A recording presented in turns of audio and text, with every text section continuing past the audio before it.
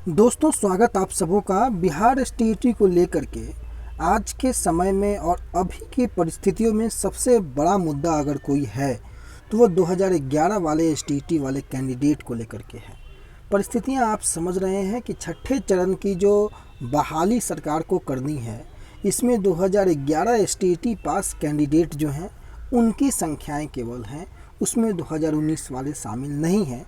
लेकिन विगत कुछ दिनों से ये खबरें लगातार आप लोगों तक पहुंचती हैं कि 2011 वाले कैंडिडेट जो हैं वो 2019 वालों के साथ जो है उनकी कोलैबोरेशन और उनकी बहाली साथ साथ सातवें चरण में होगी। सबसे पहले मैं ये बता दूं कि ये सातवां चरण सरकार के हिसाब से है।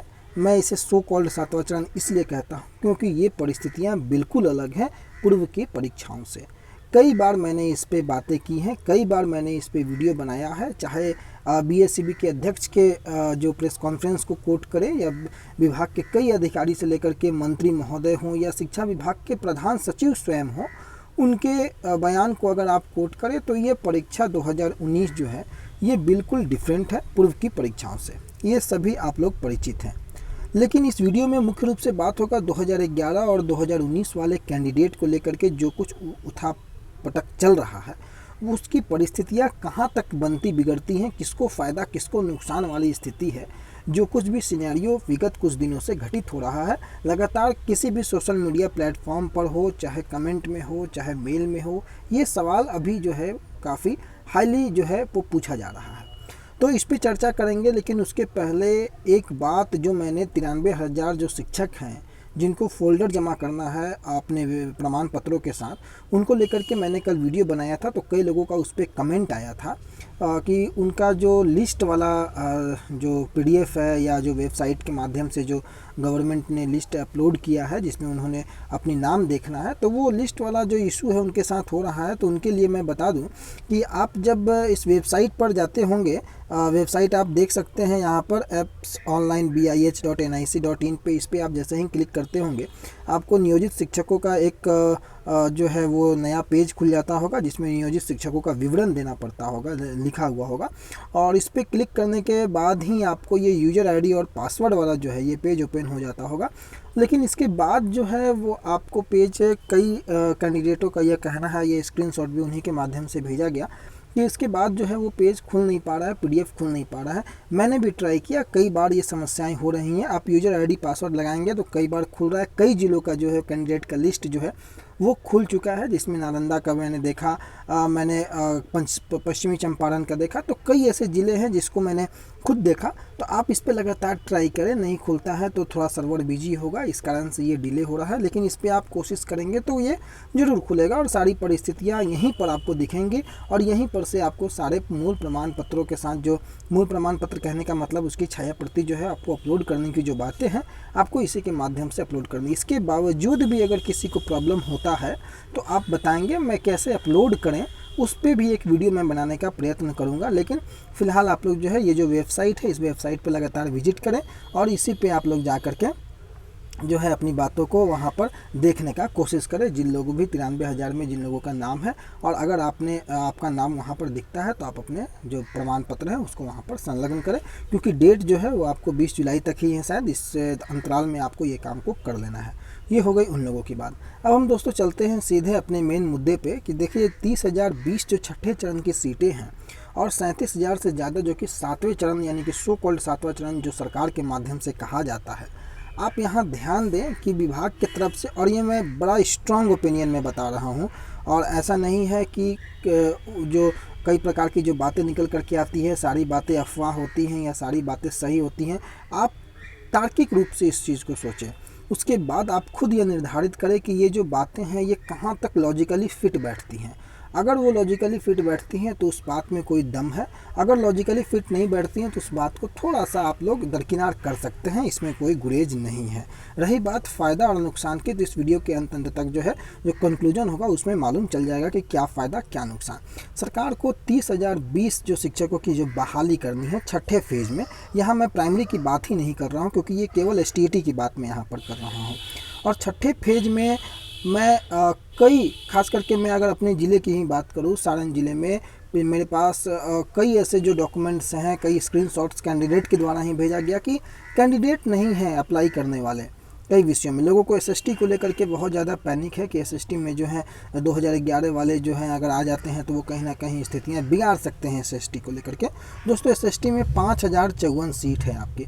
मैं आपको दिखाता हूं, डायरेक्ट आपको इस नोटिफिकेशन में सीट वाले में लेकर के चलता हूं, यहाँ से कुछ आपको क्लियर करने का प्रयास करता हूँ। देखिए यहाँ पर 2019 वाले नोटिफिकेशन में क्या बातें हुई थी, आपको 2011-2019 में अंतर तो आपको पता है, बहुत अंतर है, बहुत डिफरेंस है। लेकिन यहाँ पर आप देखेंगे तो सीटें पहले से निर्धारित है 5054, और कई बार ये बातें कही गई हैं कि सीट के अकॉर्डिंग ही रिजल्ट है।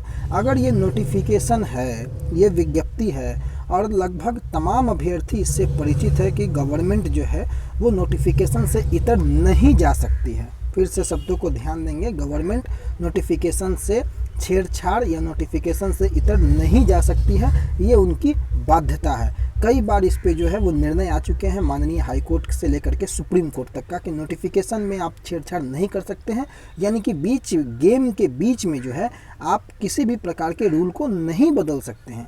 अब यहाँ पर आप देखेंगे कि 25,000 से ज़्यादा आपको हाई स्कूल के पद थे और 12,000 से ज़्यादा आपको जो है वो +2 के शिक्षकों के पद निर्धारित थे, जो कि नोटिफिकेशन में क्लियर किया गया था। अगर मैं सामाजिक विज्ञान के शिक्षकों की ही बात करूं तो 5,000 से ज़्यादा शिक्षक सामाजिक विज्ञान के हैं 2011 से लेकर के 2020 के अंतराल में। हालांकि ये 2019 से चल रहा है, छठे फेज का अगर नियुक्ति की प्रोसेस अगर चल रही है, अगर ऑन एन एवरेज देखा जाए तो लगभग अभ्यर्थी जो हैं बाकी विषयों के उनका चयन हो चुका है। कुछ विद्यार्थी हैं, लेकिन उसके बावजूद भी एसएसटी में कैंडिडेट हैं जिनके नंबर ऑफ कैंडिडेट जो हैं वो थोड़े ज़्यादा हैं, इसलिए एसएसटी वाले को थोड़ा सा इसमें इम्पैक्ट, मतलब आप लोगों तक ये खबर पहुंच रही है कि एसएसटी को इम्पैक्ट पड़ सकता है। मैं आपको एक बात आज क्लियरली ये बताता हूँ कि मैं खुद एसएसटी का कैंडिडेट हूँ।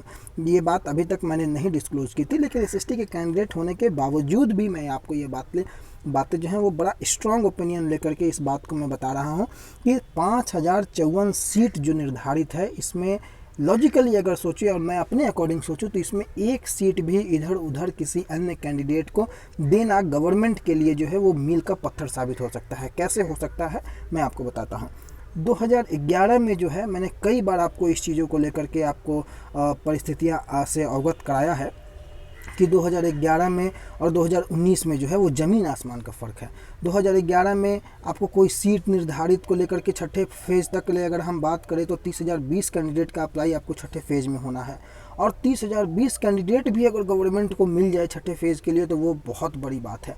तो सीटें वहाँ खाली होनी है। 33,916 स्वीकृत पद ऑलरेडी गवर्नमेंट के पास है, जो कि अभी भी वो पद को कैबिनेट से स्वीकृति मिलने के बाद उस पर किसी प्रकार की चर्चाएं नहीं होती हैं। 37,000 से ज़्यादा सीटों को लेकर के यहाँ पर बहाली आ चुकी है। इसमें मैं अभी फिजिकल वाले कैंडिडेट को ऐड ही नहीं किया हूँ, जो लगभग 3-3.5 हज़ार वो पास किए हुए हैं। और अगर यहाँ पर चयन प्रक्रिया में आप अगर देखेंगे तो यहाँ पर क्लियरली इस चीज़ को आपको दर्शाया गया है। आप देख सकते हैं कि न्यूनतम जो प्राप्तांक है उसके घटते क्रम में शिक्षा विभाग जो है, यहाँ देखिए 2019 में न्यूनतम उत्तीर्णांक प्राप्त करने वाले सभी अभ्यर्थियों का उच्च प्राप्तांक से निम्न प्राप्तांक के क्रम में शिक्षा विभाग बिहार पटना से विषयवार एवं कोटिवार पद का विवरण उपलब्ध कराए जाने के बाद कुल पद के बराबर अभ्यर्थियों का विषयवार और कोटिवार मेधा सूची तैयार करेगा, और उसके बाद बहाली की प्रोसेस शुरू, माने चयन प्रक्रिया में ये चीज़ें आपको दी गई है कि विषयवार और कोटिवार। तो सीटें जब रिजल्ट जब सीट के अकॉर्डिंग है, विषयवार है, कोटिवार है, तो इसमें नए कैंडिडेट कहाँ से अप्लाई हो जाएंगे? ये तो खुद में अगर मैं अपने अकॉर्डिंग बात करूँ तो मुझे इसमें कोई लॉजिक नहीं लगता है। गवर्नमेंट का ये काम है कि गवर्नमेंट किस प्रकार से इन चीज़ों को प्रोसेस में लाती है। अगर बाय द वे में कुछ कैंडिडेट बच भी जाते हैं, मान लीजिए कि 2011 वाले कैंडिडेट, अब मैं एसएसटी की ही बात कर लूँ जिसको लेकर के काफ़ी पैनिक की स्थिति बनी हुई है, अगर ये कैंडिडेट बच भी जाते हैं तो आप ज़रा बताइए कि ये कैसे आपके सीट में ये फाइट करते हुए नज़र आएंगे। उनका कट ऑफ अलग है। अब आप देखिए वहाँ पर अगर 50% में सपोज कीजिए, आप बिल्कुल एकदम ईमानदारी से आप चीज़ों को एनालिसिस कीजिए कि 50% वहाँ कट ऑफ था, है ना, और आपका कट ऑफ 60% था, तो यहाँ तो जाहिर सा बात है कि उनका मार्क्स आपका मार्क्स दोनों में काफ़ी अंतर है, कट ऑफ में ही अंतर है। तो आप कैसे, किस आधार पे, अगर आप नियमावली की ही बात कर लें, नियमावली के आधार पर अगर बातें हो रही हैं, एकेडमिक मार्क्स के आधार पर बातें हो रही हैं, तो भी आपको गवर्नमेंट को इन बातों को लेकर के स्पष्टीकरण देना होगा कि आखिर 2011 और 2019 को कोलैबोरेट कैसे कर रहे हैं आप। तो मेरे अनुसार दोस्तों चाहे किसी भी सब्जेक्ट को ले ले, इम्पैक्ट 2019 वालों के साथ नहीं पड़ेगा। ये मेरा बड़ा स्ट्रांग जो है वो पॉइंट ऑफ व्यू है। हो सकता है कि मैं गलत हूँ, मेरे पॉइंट ऑफ व्यू से आप लोग सहमत ना हो, लेकिन जो पैनिक जो फैला है, ये जो पैनिक क्रिएट हुआ है, उससे आप लोग कम से कम खुद को, खास करके एसएसटी वाले कैंडिडेट खुद को बचाए रखें, क्योंकि ऐसा कहीं से प्रतीत नहीं होता है कि गवर्नमेंट 2011 और 2019 को साथ साथ एक ही बहाली, एक ही सीट में ऐसा कर देगी। ऐसा गवर्नमेंट के पास, आप पिछले दिन देखिए ना, अखबारों के माध्यम से कल या परसों ही निकला था कि अभी भी लगभग 49,000 ये बहाली होने के बाद इतनी सीटें अभी भी खाली, लगभग 50,000 के आसपास सैंक्शन पोस्ट जो कि खाली है। 37,000 अभी आप देख रहे हैं कि बहाली लटकी पड़ी है 7वें चरण को लेकर के, जो कि सो कॉल्ड 7वां चरण है। 33,916 पद जो है वो कैबिनेट से भी स्वीकृत पड़ा हुआ है, जिसमें बहाली होना है। तो गवर्नमेंट के पास सीटें हैं। आपको 30,000 से ज़्यादा की बहाली अभी छठे चरण में होनी है, 30,020 शिक्षकों की।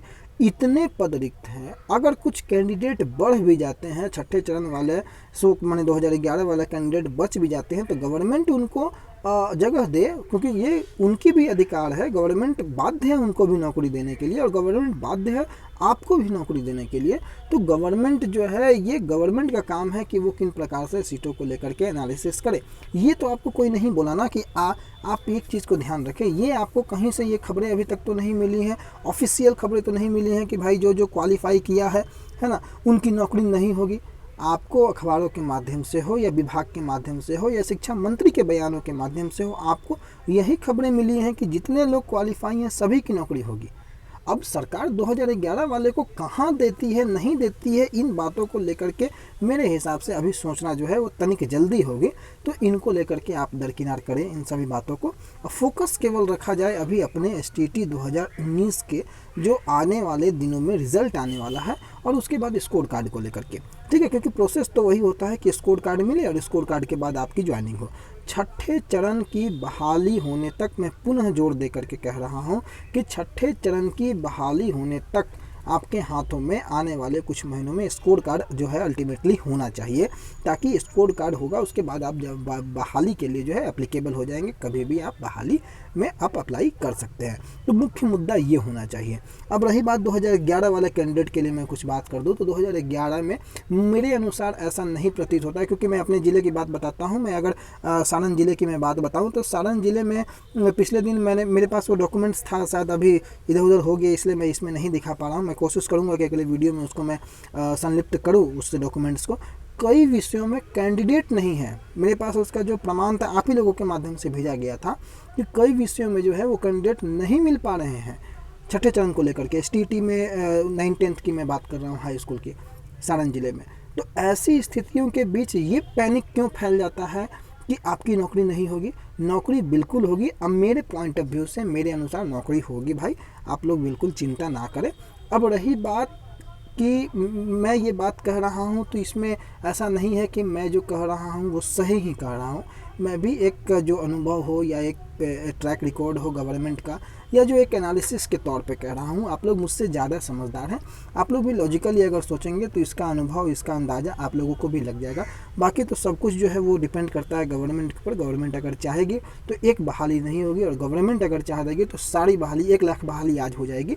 ये डिपेंड करता है गवर्नमेंट के ऊपर। तो उम्मीद होगा कि इस वीडियो को देखने के बाद कुछ हद तक आप लोगों के मन का जो कन्फ्यूजन है वो दूर हुआ होगा। वीडियो काफ़ी लंबा बन जाता है, जो कि कई ऐसी बातें होती हैं बताने को लेकर के, जो कि बताते बताते समय लंबा हो जाता है। तो वीडियो को यहीं पॉज करते हैं। कोई भी कन्फ्यूजन हो आप लोगों को तो आप लोग कमेंट के माध्यम से पूछेंगे। और ये वीडियो कैसा लगा, अच्छा लगा तो लाइक करके दोस्तों के साथ जरूर पहुंचाएं। तब तक के लिए आपका बहुत बहुत धन्यवाद।